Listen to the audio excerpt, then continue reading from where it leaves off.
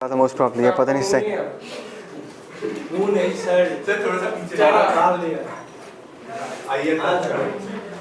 अच्छा ठीक है, देखो अभी सीन क्या है। वी ऑल नो कि अर्थ जो है it behaves like a big magnet. पढ़े हैं ना हम लोग? It attracts everything towards the centre of the earth, yes और नो? अच्छा, जिस फोर्स से अर्थ हर चीज़ को अट्रैक्ट करता है अपने तरफ, उसको हम क्या कहते हैं? Force of gravitation. और वही है इस चैप्टर का topic of discussion. Is that clear? देखो कोई भी चीज़ ऊपर जाता है ना, उसको फाइनली नीचे आना ही है। जस्ट लाइक यू पीपल अभी हवा में हो रहा है, जब एग्ज़ाम आएगा तो सब लोग नीचे आ ही जाओगे हैं। बट ये एग्जाम्पल नहीं है ग्रेविटेशन का, ठीक है? एग्जाम में लिख के मत आना, जस्ट गिविंग एन एनालॉजी। देखो देखो सीन क्या है, देखो it is always difficult to walk up hill, लेकिन डाउन हिल जाना बहुत ही आसान है। बारिश का पानी हमेशा ऊपर से नीचे आता है, राइट? तो हर बार यही चीज़ प्रूव होता है कि नहीं, अर्थ जो है वो अपने सरफेस पे या सरफेस के पास ऑब्जेक्ट जो है उनको क्या करता है? अपने तरफ खींचता है। And Galileo was the first scientist जिसने ये फर्स्ट टाइम रियलाइज़ किया था कि नहीं ऐसा ही हो रहा है। उसने ये देखा कि अर्थ के सरफेस के आसपास या अर्थ के ऊपर जितना भी ऑब्जेक्ट्स होकर उनको अगर हम ऊपर फेंकते हैं, जब ये सारे ऑब्जेक्ट्स नीचे आते हैं, they all come down with the same acceleration independent of their masses, what ever be the mass. अभी अगर मैं नमन को ऊपर से नीचे फेंकूँ या सीमा को नीचे फेंकूँ, ओह सीमा, ये नहीं, अच्छा तेरी मम्मी का नाम है, ओके।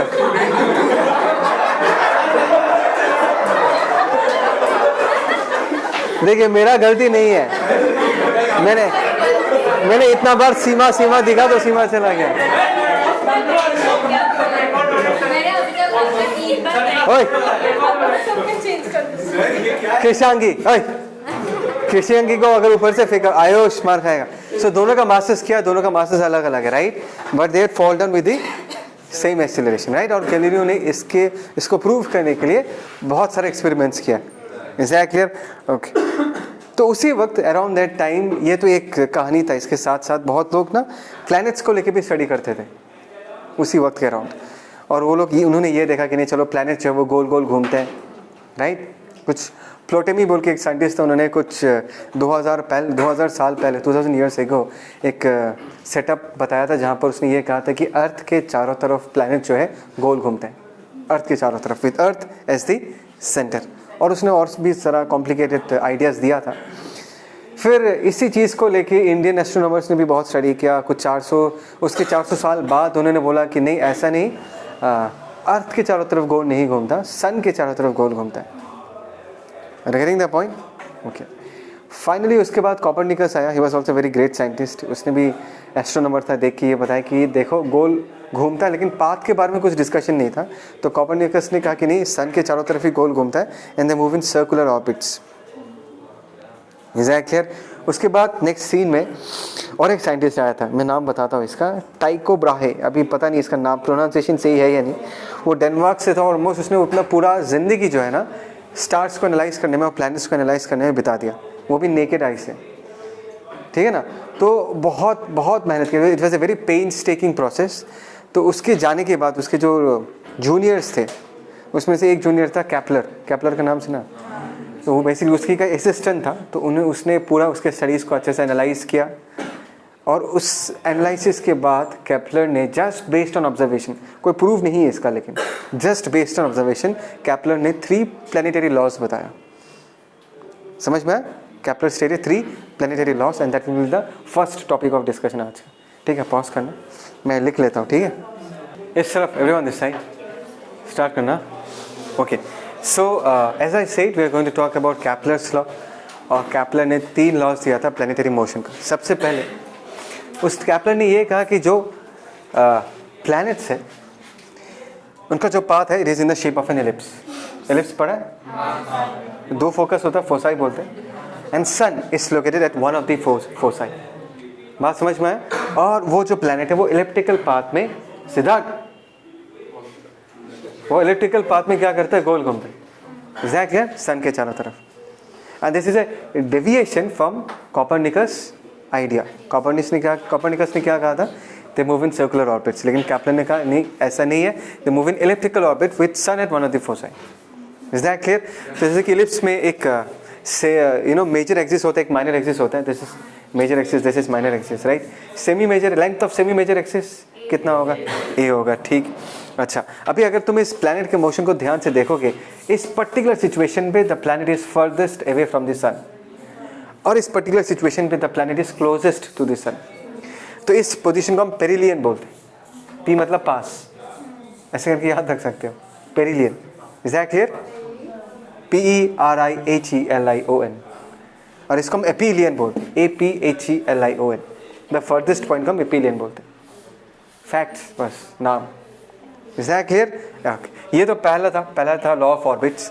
सेकेंड जो है ये पूरा ऑब्जर्वेशन पे बेस्ड है, कोई प्रूफ नहीं दिया था कैप्लन ने इसको लेके। सेकेंडली उसने दिया law of areas. Law of areas क्या बताता है, देखो सन जो है it is at one of the foci, और ये जो प्लैनेट है वो इलिप्स ट्रेस करता है, और ये जो है this is a line which joins the planet with the sun. Is that clear? अभी जब ये प्लैनेट मूव करना चालू करेगा, ये जो लाइन है, the line joining the sun with the planet will start sweeping area, एक एरिया स्वीप करना चालू करेगा। दिख रहा है? अभी प्लैनेट यहाँ पर था, कुछ देर के बाद यहाँ पहुँच जाएगा। तो ये जो तुमको डॉटेड, ये जो मैंने बीच में जो स्पेस दिख रहा है जिसमें मैंने हैश लाइन्स दे के रखा है, that is the area swept by the line joining the sun with the planet. Is that clear? तो कैप्लन ने ये कहा कि the rate of area swept that is dA/dt। What is dA/dt? ये जो एरिया स्वीप हो रहा है पर यूनिट टाइम कितना एरिया स्वीप होगा, that is always a constant. समझ में आया? पर यूनिट एरिया, ये लाइन कितना एरिया झाड़ू मारेगा, that area is what, that area is constant. Is that clear? इसको हम एरियल वेलोसिटी बुलाते हैं। The area swept per unit time, per unit time कितना एरिया कवर हो जाता है, स्वीप हो जाता है। Is that clear? ये कांस्टेंट है। और इसने ये जो है ये लॉजिक कहाँ से डिराइव किया, उसने ये देखा जब प्लैनेट्स बहुत दूर होते हैं ना, वो लोग बहुत धीरे धीरे मूव करते हैं। When the planet is far away from the sun, उन्होंने ये ऑब्जर्व किया तो प्लैनेट जो है वो बहुत धीरे मूव करता है, लेकिन जब प्लैनेट सन के बहुत पास आ जाते हैं they appear to move faster. नहीं आया समझ में? They appear to move faster. Is that clear? So इसी लॉजिक से उन्होंने ये कंक्लूड किया कि नहीं, जो एरियल वेलोसिटी होगा that will B a constant. कोई डाउट? इसको हम प्रूव करेंगे, विल प्रूव दिस कि सही में कांस्टेंट है या नहीं। और थर्ड जो था that is law of periods, ये भी हम प्रूव करेंगे। पीरियड्स मतलब देखो ये जो प्लैनेट है ये तो एक चक्कर मार रहा है ना, and this is performing a periodic motion. What is a periodic motion? A motion which repeats itself after a fixed period of time. और ये पाया गया कि इसका जो टाइम पीरियड है, square of the time period is proportional to cube of the length of the semi major axis. Twice a का length है, सेमी लेंथ हाफ लेंथ कितना हो गए, उसका क्यूब के प्रोपोर्शनल है। टी प्रोपोर्शनल नहीं है, T square proportional. Is that clear? Pause करो, इसको कॉपी कर। लॉ ऑफ एरियाज को प्रूव करेंगे, ठीक है ना? Okay, now the first thing that you need to understand in this case is that ये जो प्लैनेट गोल घूम रहा है ना, this is under the attractive force of the sun.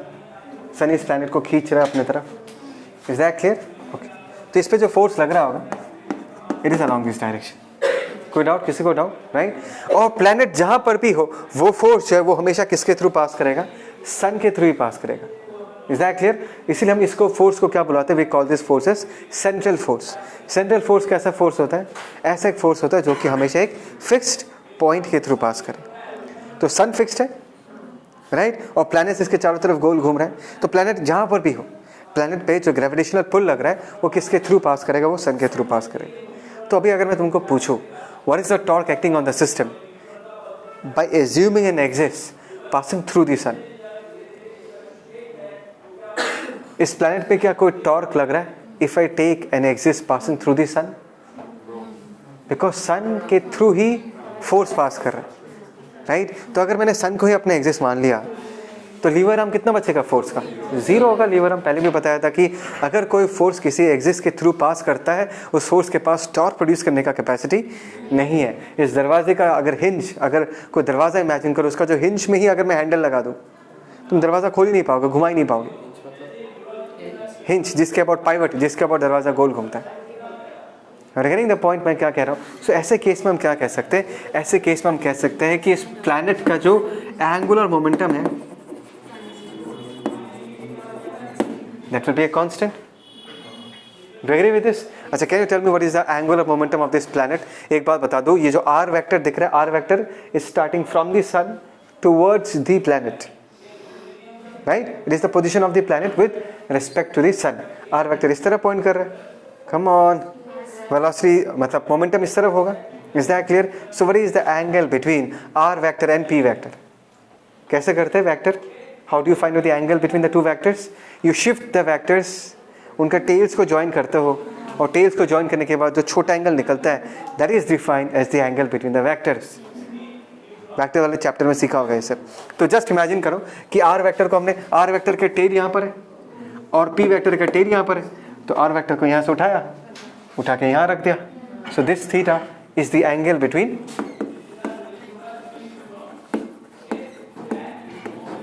R vector and p vector. क्या एंगुलर मोमेंटम का vector formula याद है? अभी तो एग्जाम दिया है. आर क्रॉस पी है या नहीं है, राइट? तो इसको अगर हम खोलेंगे, इसका मैग्नीट्यूड अगर लिखेंगे तो क्या लिखेंगे? R P, an angle between r vector and p vector which can be written as sine of angle between them, which can be written as what? Sin theta. Is that clear? तो हमने इसको sin theta लिखते हैं, और p के जगह हम लोग क्या लिख सकते हैं? r mv sin theta.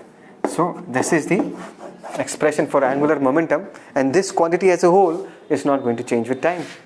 V will change, r will change, theta will change, but as a whole this quantity as a whole is not going to change, because we can say कि planet का sun के about angular momentum हमेशा conserved ही रहेगा.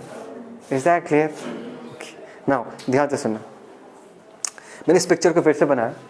यहाँ पर एक planet है जो कि dt टाइम में यहाँ से यहाँ तक पहुँच गया. Is that clear? That planet is following the elliptical path. Planet यहाँ पर था, dt टाइम में वो यहाँ तक पहुँच गया, right?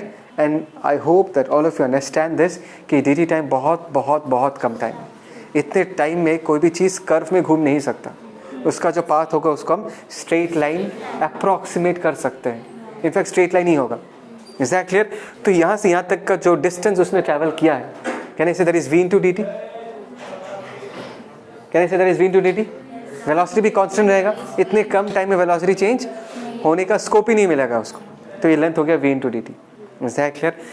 और this is the area swept by the line joining the planet with the sun. इतना एरिया उसने स्वीप किया. Come on. Yes, sir. और इसका एरिया का जो वैल्यू होगा d है वो भी बहुत छोटा होगा, very small amount of area, because dt time में कितना एरिया स्वीप करेगा? Infinitely small amount of area sweep करेगा. तो हमने इसको da लिख के रखा. और क्या तुमको एक ट्राइंगल दिख रहा है? ट्राइंगल का एरिया होता है half base into altitude. Come on. So da के जगह हम क्या लिखेंगे? That is half. बेस के जगह हम लोग क्या लिख सकते हैं? This is r. ऑल्टीट्यूड की जगह हम लोग क्या लिख सकते हैं? h. Do you agree with this? Okay. Now if you agree with me you should also agree कि अगर ये थीटा है तो ये जो एंगल है 180 minus theta. And can I say v into d t का वर्टिकल प्रोजेक्शन, नॉट वर्टिकल मतलब परपेंडिकुलर प्रोजेक्शन, इज h. अरे v dt इस साइड का लेंथ है, v dt sine 180 minus theta is h. Come on. हाँ है ना? तो यहाँ पर h का वैल्यू हम क्या लिख सकते हैं? v into d t sine. किसी को कोई डाउट? अरे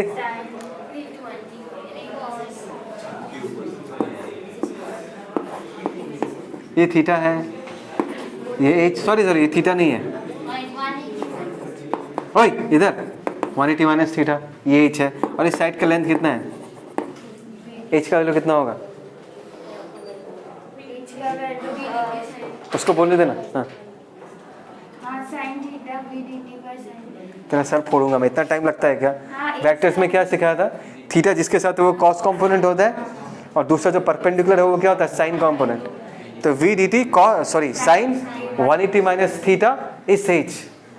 तुम फिर से वेक्टर्स में फंस गए. समझ में? मैं अभी ग्रेविटेशन पढ़ा ही नहीं रहा, वेक्टर पढ़ा रहा हूँ. Is that clear? हाँ वेक्टर, अच्छा इसलिए ऐसा हालत है। खुद का गलती ऑनलाइन क्लास में मत डालो, बोलो सर मैंने पढ़ाई नहीं किया था इसलिए मेरा वेक्टर ऐसा है। Is that clear? एरिया हम क्या लिखेंगे, हाफ आर इंटू एच। कमाल, हाफ आर के जगह आर रख दिया, एच के जगह हमने क्या लिख दिया, साइन 180 माइनस थीटा। किसी को कोई प्रॉब्लम? अच्छा, मेरे को मन किया तो मैंने ऊपर एक m मल्टीप्लाई किया, नीचे भी एक m मल्टीप्लाई किया, चलता है? हाँ, ऊपर एक नीचे एक 2 था, 2 को लिख दिया, m मल्टीप्लाई किया तो m वी आर लिख दिया, m वी आर। और यहाँ का जो dt है ना वो इस तरफ लेके आ गया, मैं लेफ्ट हैंड साइड पे लेके आ गया तो नीचे आ गया dt, ठीक है। और there is m v r sine 180 minus theta कितना है, sine 180 minus theta is, thank God at least इतना पता है, ठीक है ना। m v r sine theta divided by 2m। कि m v r sine theta को पहले देखा है? देखो देखो, मुझे पता है सिद्धार्थ तो कितना सोता है, तेरे को देखा जरा आग बंद ही हो गया, मतलब अभी एक ही ऑप्शन है मेरे पास, रिकॉर्ड करना पड़ेगा। अच्छा ठीक है ठीक है, नहीं सो रहा पक्का? ये दिख रहा है L equal to m v r sine theta, is that clear? That is angular momentum, पक्का? तो m v r sine theta की जगह हम क्या लिख सकते हैं, L लिख सकते हैं। एम तो मास ऑफ प्लेनेट है ना, है ये नहीं है? तो L तो कांस्टेंट है, मास ऑफ प्लेनेट भी क्या है, and what is dA by dt? Areal velocity, law of area, sense proved that dA by dt is area swept per unit time हमेशा क्या होगा, हमेशा कांस्टेंट होगा। आ रहा है समझ में? पक्का, चलो पॉज।